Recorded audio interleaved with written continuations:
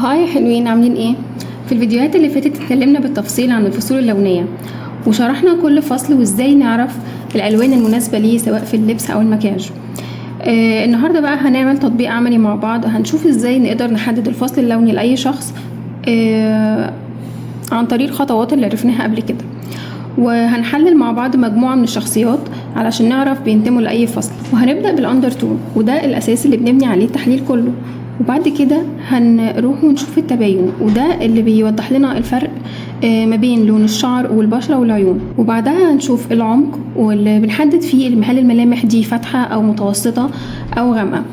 وأخيرا هنشوف الصفاء، وده بنشوف فيه الألوان اللي بتخلي الملامح تكون مشرقة أكتر. ومن خلال النقط دي هنقدر ان احنا نعرف الفصل المناسب بالظبط. ودلوقتي هنشوف مع بعض الشخصيات ونعمل لها تحليل لوني. ولو جبنا شخصية جينيفر أنستون مثلا، وحطينا مع جنبها قماشة باللون الفضي وقماشة باللون الذهبي، هنلاقيها بشرتها نورت اكتر مع اللون الذهبي.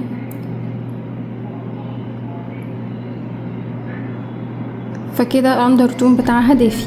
ولو جينا نشوف التباين عندها، فهنلاقي شعرها بلون الكراميل او الذهبي الفاتح مع بشرة فاتحة وعيون رمادية فاتحة. فالتباين عندها ما بين درجات الالوان بتاعتها هنلاقيه منخفض او متوسط، فالتباين هيكون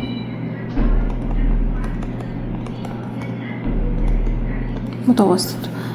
تالت خطوة هي العمق، درجاتها كلها فاتحة او متوسطة مش غامقة خالص. ومعنى ان الاندر تون بتاعها دافي يعني هي هتكون ما بين فصلين اللي هما السبرينج او الاوتوم. بعد كده هنروح ونشوف الالوان، هل هي بيليق عليها انهي الوان، الالوان المشرقة ولا الالوان الغنية الغامقة او الميوتد.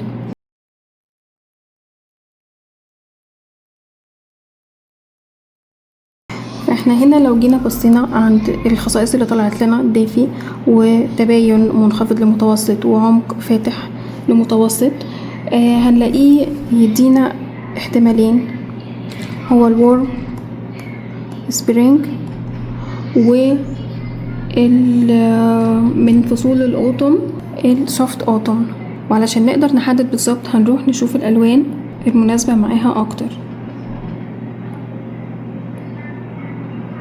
انا شايفة ان الالوان الفاتحة الفوشيا والايس بلو منورين وشها اكتر من الالوان الغامقة التانية، فكده هي هتكون معانا وورم سبرينج، لانه السبرينج بيكون الكلاريتي بتاعته صفاء الالوان بتاعه بيكون واضح اكتر كلير، فبيمشي معاه الالوان المشرقة اكتر. ونبدأ نجيب شخصية تانية، نشوف مثلا الشخصية دي، وهنبدأ نشوف اول حاجة الاندر تون ليها ايه. هنبدأ نشوف القطعة السيلفر والقطعة الذهبي انا حاسة ان هي خليتها بقت صفرة مش حلوة، ما نورتهاش. حاسة الفضي حافظ على النور اكتر اللي في وشها.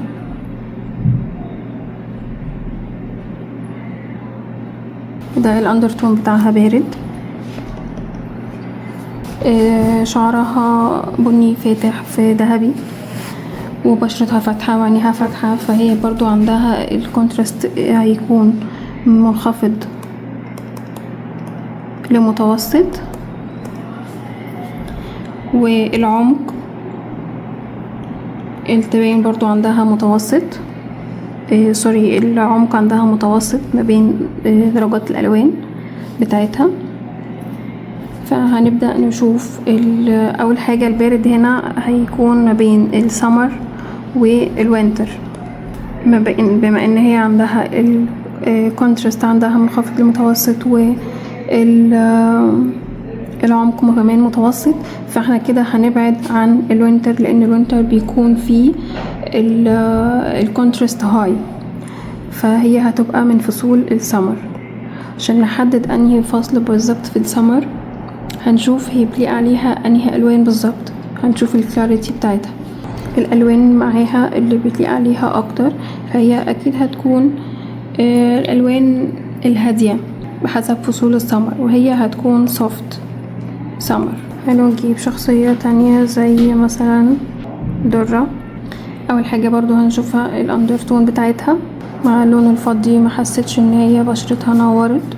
مع الذهبي حسيت الصورة ادتني ان الصورة بقت شكلها افضل. طبعا احنا الصور بنشتغل عليها هنا، انا ما قدرتش اجيب صور بدون ميك اب، معظمها صور فيها ميك اب وفي فلاتر، فده طبعا ما يقدرش يحدد لك الاندرتون بشكل مظبوط. فالافضل انك تاخدي صورة في اضاءة طبيعية، ما يكونش فيه شمس جاية في وشك وما يكونش فيه ظلال كمان، تكون بس في الضوء الطبيعي. تاخدي صورة مباشر من لوشك وبدون فلاتر علشان تقدري تحددي بالظبط الاندرتون بتاعك وتعملي كل التحليل اللي احنا بنعمله دلوقتي. فهنا انا اعتقد هي دافي، يعني هتبقى سبرينج او اوتوم. بالنسبة للعمق بتاعها عندها الكونتراست عالي، لون شعرها بني غامق وبشرتها فاتحة جدا، لون عينيها ما بين البني متوسط تقريبا، فالكونتراست عندها هاي، العمق كمان عندها هاي. فبناء على التلاتة دول فهي هتكون ديب اوتوم.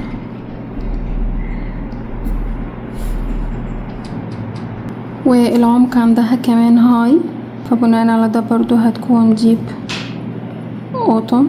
خلينا نشوف مثلا زينجيا، لقينا جنبها الفضي، فضي حلو قوي.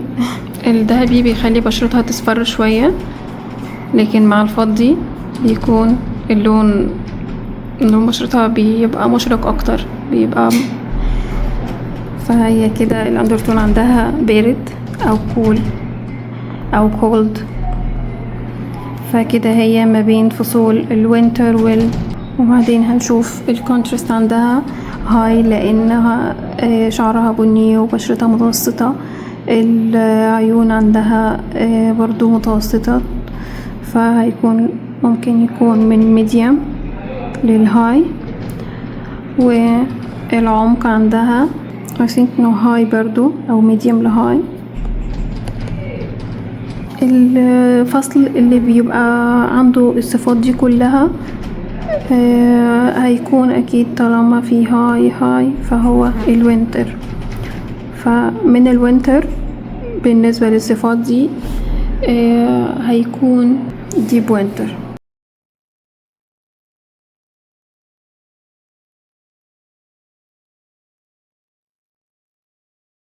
ممكن نشوف شخصية تاني كمان. الصورة دي تحسيها مصمطة ما فيهاش الوان خالص، بس هي I think انه اندرتونها دافي، لا بارد. ممكن ناخدها ونروح نجرب معاها، نجيبها هنا قريب من الالوان بتاعتنا.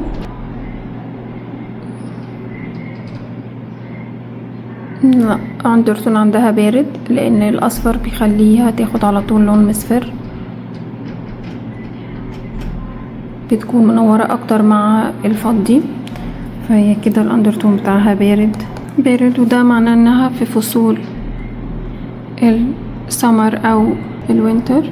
ونيجي نشوف الكونتراست عندها، هنلاقيه من شعرها فاتح، بشرتها فاتحة، عيونها غامقة، فالكونتراست عندها هيكون ميديوم. والعمق او الديبس عندها هيكون برضو لايت، لان هي لايت لميديوم عشان لون عينيها وشعرها وبشرتها فاتحين.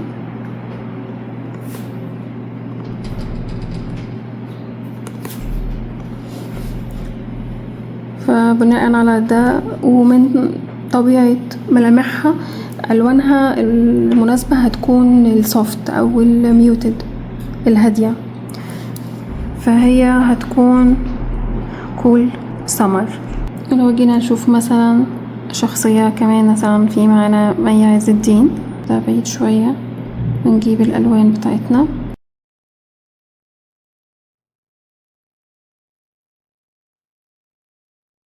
حاسة بشرتها بتنور أكتر مع الفضي.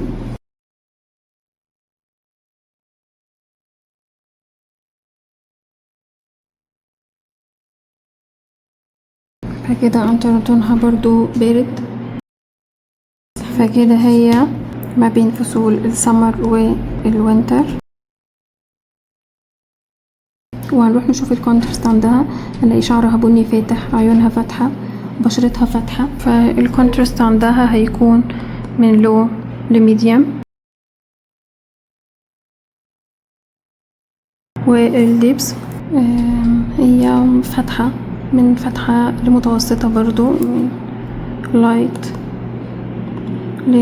للميديم. فلما نيجي نشوف ده من الفصول، الكونتراست بيكون لو او ميديم اكتر في السمر، فهي كده هتكون من فصول السمر.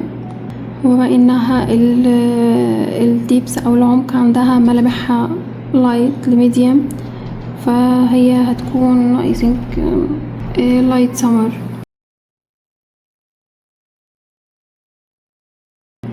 فكده شفنا شخصيات مختلفة، عرفنا ازاي نحدد الفصل اللوني ليهم بطريقة سريعة كده. نقول الملخص انه لما عشان تحددي انتي انهي فصل، طبعا بتروحي تشوفي اول حاجة الاندر تون، تاني حاجة الكونتراست اللي هو التباين ما بين ملامحك وشعرك وبشرتك وعيونك. انواع الكونتراست عندنا بيكون 3 انواع، هاي وميديوم ولو. الهاي يعني هنبص اكتر على فصول الوينتر.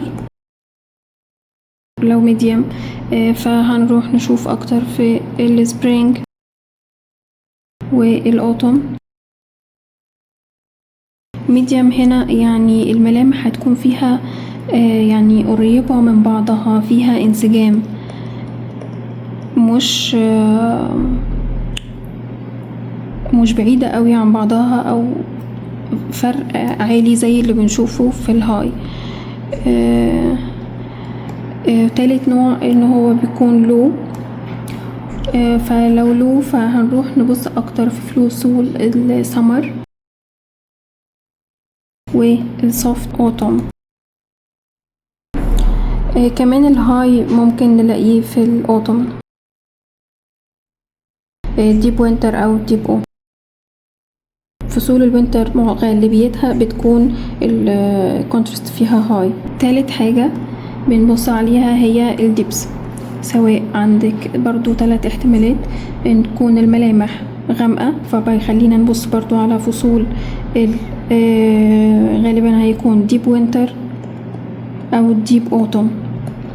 والاحتمال التاني انها تكون فاتحة اللي هي اللايت، فهنبص اكتر على السمر والسبرينج. والاحتمال التالت اللي هي ان هي تكون متوسطة، فهنروح نبص على الفصول اللي بتكون سوفت. ده كده ملخص التحليل اللوني. تعمليه ببساطة، تقدري تطبقيه على نفسك على صور زي ما عملنا كده دلوقتي. تجيبي خامات زي اللي جبناها هنا، وتقدري تطبقي بيها ده عليكي لو انتي مش هيبقى متوفر معاكي الوان كتير. وممكن كمان عشان تعملي تجربة الوان وتشوفي الالوان اللي بتليق معاكي اكتر، ممكن تجيبيها برضو كده في صورة صور زي دي وتشوفي اللون اللي هيتماشى معاكي اكتر. ودلوقتي هنزل لكم جدول يكون فيه كل الخصائص لكل فصل من الفصول ال12، جدول مرتب بشكل صغير يكون مرجع ليكي، سواء انتي بتعملي ستايلينج لنفسك او في شغلك. هيلخص كل اللي فات تقريبا، لكن طبعا اللي فات مهم لانه لازم تفهمي الشرح بالظبط وتفهمي كل حاجة مبنية على التانية ازاي. بس يا مبدعين، وكده نكون عرفنا خطوات تحديد الفصول اللونية بشكل عملي. حاولوا انتوا تطبقوا ده على نفسكم او على اي حد تاني. ممكن تعملي ده زي ما قلنا في صور زي ما عملنا هنا، او انك تعملي ده قدام المراية. ممكن كمان انتي ما عندكيش قماش تجيبي بيه الالوان دي، ممكن تطبعي ورق بنفس الالوان دي وتجربي على نفسك قدام المراية، لكن بيكون في ضوء طبيعي واضح، وزي ما قلنا ما يكونش في وشك شمس او اي ظل. ده هيخليكي تكوني متأكدة من الالوان المناسبة ليكي اكتر، عشان لو كان في اي لخبطة او مش متأكدة بالظبط من الالوان المناسبة ليكي او من لخبطة ما بين فصلين. فحتة انك تشوفي الالوان على بشرتك مباشرة بيفيد اكتر بكتير، وبيساعدك جدا تتأكدي من الالوان المناسبة ليكي. فاللون اللي هيخلي ملامحك تكون مشرقة وطبيعية فهو ده المناسب، واللي هيخلي بشرتك داكنة او باهتة فده طبعا مش مناسب ليكي خالص. بس كمان في مواقع زي الكالروايز مي، هو كويس جدا بيقدر يحدد لك فصلك اللوني هو وغيره من الابليكيشنز. لكن احيانا بيكون في شوية لخبطة، يعني ممكن لو اخترتي يعني الصورة كان فيها اضاءة دافية او فيها فلاتر ممكن يديكي تحليلين مختلفين، يديكي فصلين. فالافضل انك تجربي التحليل بنفسك، ممكن تستعيني بيهم وبعدين تبدأي تحللي بنفسك او العكس، علشان تكوني متأكدة. يعني التجربة الحقيقية بتفرق كتير. ولو عجبكم الفيديو اعملوا لايك وشاركوه مع اصحابكم، وما تنسوش تشتركوا في القناة وتفعلوا الجرس علشان يوصلكم كل فيديوهاتي الجديدة. واستنوني في فيديو الخميس اللي جاي علشان نكمل مع بعض سلسلة تحليل الالوان، واللي هنبدأ فيها نكمل كلامنا عن علاقة الالوان واشكال الجسم، وبعدها هيكون في اشكال الوش، وهناخد نقشات وهنعرف تأثيرها على شكل جسمنا الغامق والفاتح، والنقشات الكبيرة والصغيرة، وطريقة توزيع الألوان بالظبط علشان نظهر أماكن أو نخفي أماكن تانية. وكمان ما تنسوش تتابعوا صفحة على الانستا والفيسبوك وتيك توك. وباي باي مبدعين، وأشوفكم على خير ونكمل حكايتنا في الفيديو الجاي.